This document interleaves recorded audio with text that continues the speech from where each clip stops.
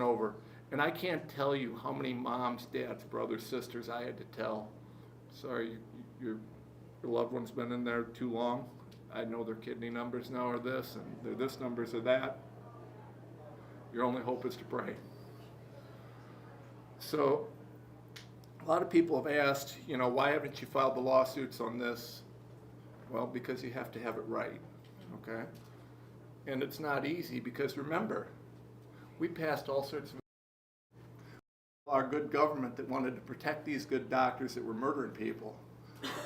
They gave them immunity in all but the most egregious cases. So you can't go after someone unless what they did was willful, right? So I've looked at this from every angle that you can look at it. I've been trying to find loopholes, ways to deal with this.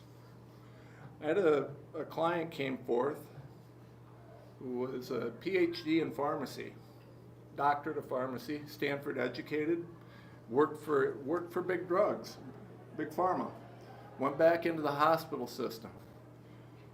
Very, very credible. Mom of 5, daughter of a vet, just wonderful woman. And she comes to me and she's got a case, and it's a religious discrimination case, which we have filed now. And she's got recordings of everything.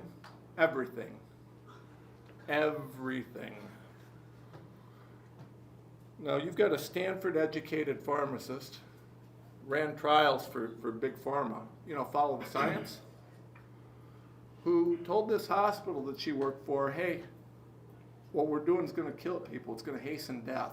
Okay, hasten death is something that I want you to hear and to remember. Hastening death, so especially when you get to palliative care. Palliative care, there's always a rush in these. We want to get them to palliative care, right? Because remember, we've incentivized, while we gave this immunity to all these hospitals, we also incentivized murdering people, right? You get more money when we diagnose you with COVID, whether you got it or not.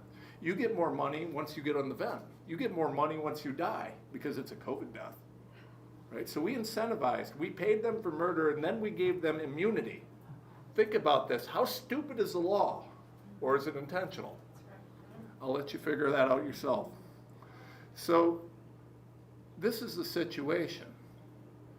I have a Stanford educated pharmacist. Brilliant. I mean, there's no planet where this woman would not qualify as an expert. She says, guys, you're hastening death.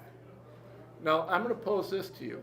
Hastening death, that's a nice fancy way of saying this, right? Do any of you think there's much of a difference if I hasten your death by giving you a bad cocktail of drugs or if I shoot you? No. What's the difference? What's the difference? So, and we've seen this in a number of cases with a number of people that have been high profile that I've been involved with, and we're doing certain things here and there, and some of it I can talk about, some I can't. But the moral of this story is in this instance, when the Stanford educated PhD in pharmacy that worked for big pharma told the doctors and the scientists at the hospital we're hastening death, they said shut up and follow the protocol. She said I can't sign off on this. I can't sign off. Ethically, you want me to sign off? I'm a pharmacist. I know what these drugs are doing. We don't care. So her case is moving forward, but she recorded a particular conversation. I'm going to play it for y'all. I think it'll speak for itself. And before I do, I want to leave you with this. For several years now, the mainstream media has wanted to fact check me and tell me I'm a conspiracy theorist, except for I'm always right. That's right. That's right. I've been right every time. True. Right. Yeah. We don't put stuff out until we do our homework. There you go. I've been talking about the murder for hire scheme in the hospitals for quite some time. Oh, that would never happen. That could never happen. Not in America. Okay. Ladies and gentlemen, here you go. I'm hoping this plays right. If it's not, we'll try it again, but we'll get this going. You've got to start with Here, the I start can button. get that for you. Sure. Oh, well, let me go back here then.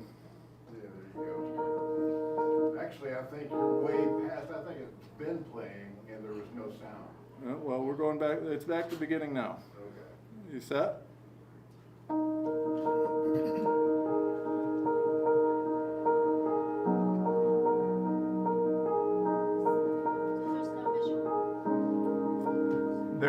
There should be a, oh boy, we gotta get you a visual.